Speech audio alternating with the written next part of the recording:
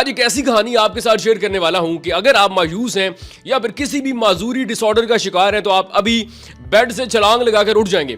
मैंने basically stand से चलना स्टार्ट किया और उसके बाद जो है मैंने स्टैंड से चलते हुए अब मैं सिंगल स्टिक से भी थोड़ा बहुत चल लेता हूँ और उसकी इम्प्रूवमेंट जारी है कि उसको भी अब छोड़ दिया जाए।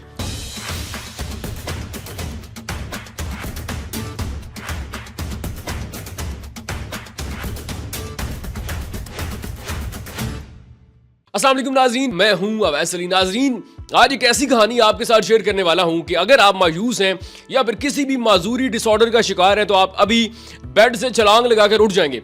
ये जो नौजवान है इसका नाम है अब्दुल्ला नासिर। डॉक्टर्स ने इसको कहा था कि तुम्हें एक ऐसा डिसऑर्डर है कि तुम कभी भी बेड से उठ नहीं सकते, कभी चल नहीं सकते, लेकिन अब्दुल्ला नासिर ने उनकी इस बात को उनके मुंह पे दे मारा और वर्जिश की, जिम किया और आज आपके सामने मेरे साथ ये मौजूद हैं और ये पुशअप्स कर रहे हैं।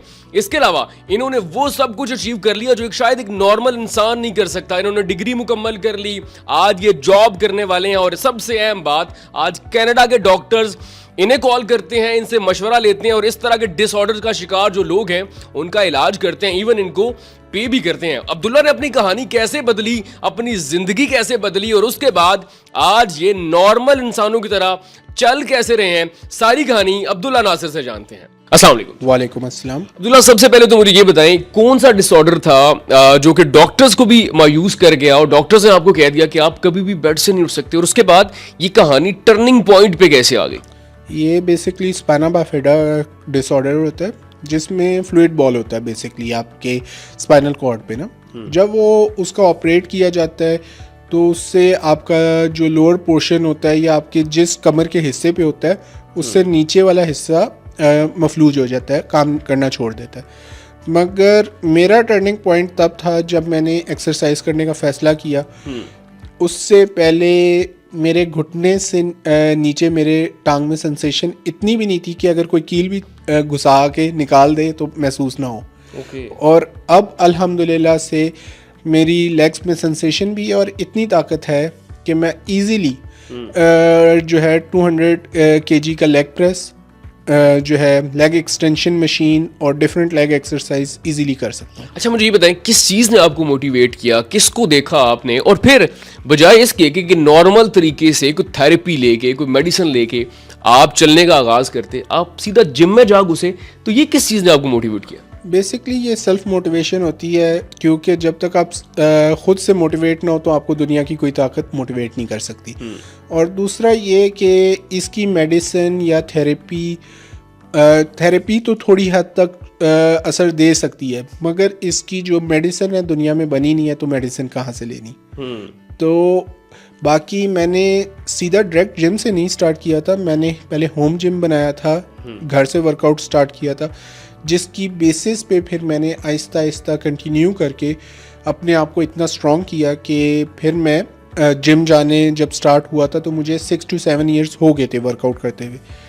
और आप मेरे वर्कआउट का अंदाज़ा इस लिहाज से लगा सकते हैं कि मेरा जो वार्म अप होता था 50 पुशअप्स के 3 सेट्स, मतलब 150 पुशअप्स का वार्म अप, फिर उसके बाद वर्कआउट स्टार्ट होता था। अच्छा, आप इतनी एक्सट्रीम लेवल पे चले गए। मुझे ये बताएं, जब आप पहली दफ़ा जिम गए थे तो जो जिम का मालिक था उसने आपको नहीं कहा कि आप हमारे साथ प्रैंक कर रहे हैं, आप तो सही से खड़े नहीं हो सकते, तो आप जिम कैसे लगाएंगे? वो उन्होंने इसलिए नहीं कहा था कि उन्होंने बॉडी देख ली थी कि पहले भी काफ़ी हद तक डेवलप है, और शुक्र है कि मैं एक ऐसी सिटी में रहता हूँ कि पब्लिक थोड़ी सी ओपन माइंडेड है कि वो इस चीज़ को नहीं करती, क्योंकि हमारी जो जिम है वो एक ऐसे इलाके में है जहाँ पे बाकी लोग भी फिटनेस के लिए कुछ ना कुछ करते रहते हैं। इवन के कुछ ऐसे बुज़ुर्ग हजरात जो अपने 70s में भी हैं वो भी हमारी जिम में आते हैं। अच्छा, मुझे ये बताएं, जिम करने के बाद आपकी लाइफ में क्या चेंजिंग आई? जो इंसान चल नहीं सकता था, उठ नहीं सकता था, वो जिम गया, और उसके बाद जिम करने के बाद और कितने अरसे के बाद आपकी ज़िंदगी में और कौन कौन सी तब्दीली आई? जो फिज़िकल मस्कुलर चेंजेस हैं वो तो 1 से 1.5 साल के अंदर नज़र आने लग जाते हैं, मगर जो लेग्स वाइज चेंजेस होते हैं उससे मुझे आने में 2 से 3 साल लगे थे, जिसके बाद मैंने अपनी साइकिल और वो चीज़ें छोड़ के जो है मैंने बेसिकली स्टैंड से चलना स्टार्ट किया। और उसके बाद जो है मैंने स्टैंड से चलते हुए अब मैं सिंगल स्टिक से भी थोड़ा बहुत चल लेता हूँ और उसकी इम्प्रूवमेंट जारी है कि उसको भी अब छोड़ दिया जाए। अच्छा मुझे ये बताएं, जब एक इंसान जिसको डॉक्टर्स ने कह दिया कि वो चल ही नहीं सकता, उसके बाद उसने चलना शुरू कर दिया और बहुत सारे लोगों के मुंह बंद हो गए, तो ये देख के कि मेरा बेटा चल रहा है, तो घर वालों को क्या रिएक्शन था? घर वाले ऑब्वियसली खुश थे और उनके लिए तो एक कहते हैं ना कि surprising in a good way था कि जिसको पूरी दुनिया ने जिस चीज़ को रिजेक्ट करी थी वही उन्होंने उसकी औलाद ने उसे पॉजिटिव किया और उसी बेसिस पे जो उसका एक वीक पॉइंट था उससे अब लोग मशवरा लेने आते हैं। अच्छा, ये कहानी भी खोलिएगा। आपने मुझे कहा कि कनाडा के डॉक्टर्स आज आपसे डिस्कस करते हैं और इस डिसऑर्डर का शिकार लोगों का इलाज करते हैं, इवन आपको पे भी करते हैं, तो ये कहानी क्या है? ये बेसिकली जब से मेरे इंटरव्यूज़ वायरल हुए हैं और मतलब इंटरव्यूज़ आगे आए हैं, तो उन्होंने इस चीज़ को फिर जब देखा है कि एक ऐसे मुल्क का लड़का जहाँ पे जो इतनी हाई लेवल की थेरेपी या रिहैबिलिटेशन नहीं है, उसने ख़ुद से अचीव करके जो है एक मुकाम पे पहुंचा है, तो फिर उन्होंने मेरे से कांटेक्ट किया। उन्होंने पूछा कि तुम किस वे में अपनी रिहैबिलिटेशन को लेके चल रहे हो, क्या मेथड्स अपना रहे हो जिससे तुम्हारी रिकवरी इस लेवल की है कि इवन के जो हम अपने आप को फर्स्ट वर्ल्ड कंट्रीज़ कहते हैं हम भी अचीव नहीं कर पाए। अच्छा मुझे ये बताएं, आपने डिग्री मुकम्मल कर ली, अब आप इंशाल्लाह जॉब करने वाले हैं, आपने चलना शुरू कर दिया, आपने जिम करना शुरू कर दिया, बहुत सारे लोगों के मुंह बंद कर दिए, फैमिली का सपोर्ट तो रहा, दोस्तों का कितना सपोर्ट था? वो आपको मोटिवेट करते थे, डीमोटिवेट करते थे, सपोर्ट करते थे, उनका रिएक्शन क्या था? बेसिकली जो मेरे करीबी दोस्त हैं वो तो हमेशा मोटिवेट ही करते रहे। बाकी माशरे में कुछ होते हैं जो डीमोटिवेट भी करते हैं, मगर उनको दोस्तों की लिस्ट में लाया नहीं जाता क्योंकि ये बहुत अच्छा जवाब है। अच्छा अब्दुल्ला मुझे ये बताएं, आपने बहुत कुछ अचीव कर लिया, रिकॉर्ड्स तोड़ दिए, डिग्री कर ली, माशाल्लाह चलना शुरू कर दिया, नेक्स्ट किस चीज़ पे आपका ध्यान है, कौन सा रिकॉर्ड तोड़ना है? और वो माउंटेन ड्यू भी हमें बताएं। अब आप ये बताएं कि नेक्स्ट किस चीज़ पे और किस टारगेट पे आपका ध्यान है और वो कौन सी माउंटेन ड्यू आपने पी रखी है, हमें भी बताइएगा। बहुत सारे लोग माशरे के अंदर मायूसी का शिकार हैं, इसी तरह के डिसऑर्डर्स का शिकार हैं, वो उठ नहीं सकते, चल नहीं सकते, तो वो रेसिपी ज़रा हमारे साथ भी शेयर करें। बेसिकली मेरा नेक्स्ट टारगेट तो फाइनेंशियल इंडिपेंडेंस हासिल करना और साथ साथ फिज़िकल इंडिपेंडेंस तो ऑलरेडी मैं हासिल कर चुका हूँ, इसको और इम्प्रूवमेंट की साइड पे लेके जाना।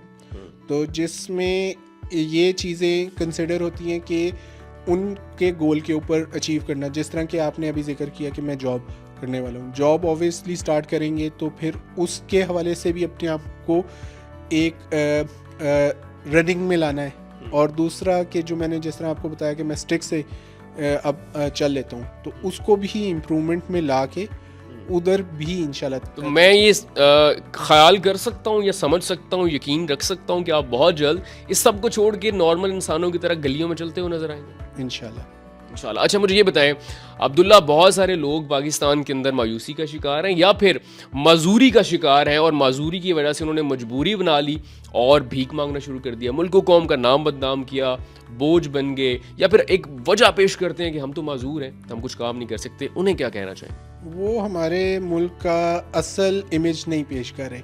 हमारे मुल्क की असल इमेज वो पेश कर रहे हैं जो अपनी डिसेबिलिटी होते हुए भी एक हलाल रिस्क और असल अपनी ज़िंदगी को चलाने के लिए तोगदो कर रहे हैं।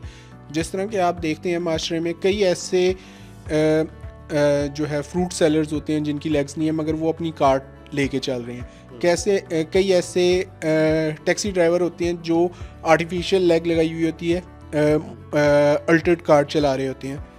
कई ऐसे बड़े बड़े बिजनेसमैन हैं जो अपनी सारी डिसेबिलिटी होते हुए सारा अपना घर का निज़ाम चला रहे हैं। अब तो कई ऐसे टीचर्स हैं जो ब्लाइंड हैं मगर वो अपनी एजुकेशन कंप्लीट करके दूसरों को इल्म प्रोवाइड कर रहे हैं। तो नाज़रीन, कहते हैं ना कि हिम्मत करे इंसान तो क्या हो नहीं सकता, वो कौन सा मौमा है जो हल हो नहीं सकता। और मेरे ख्याल से ये शेर अब्दुल्ला नासिर के लिए ही लिखा गया था, क्योंकि इन्होंने शेर की सही तर्जमानी की कि जिस शख्स को डॉक्टर्स ने कहा कि तुम बेड से नहीं उठ सकते, उसने जिम और वर्जिश से सबको मुंह बंद करवा दिया और सबको ऐसा जवाब दिया कि आज वही डॉक्टर्स अब्दुल्ला से डिस्कस करते हैं और बहुत सारे लोगों का इलाज करते हैं। तो अब आप बताइए, आपके पास क्या बहाना है कि आज भी आप बेड पे हैं, आज भी आप मायूस हैं? और अगर आपने अब्दुल्ला की कहानी से कुछ नहीं सीखा तो उसके बाद मेरा नहीं ख्याल कि आपका इलाज दुनिया में कोई इंसान कर सकता है। तो अपना बहुत सारा ख्याल रखिएगा। अल्लाह निगहबान, सबसे पहले पाकिस्तान।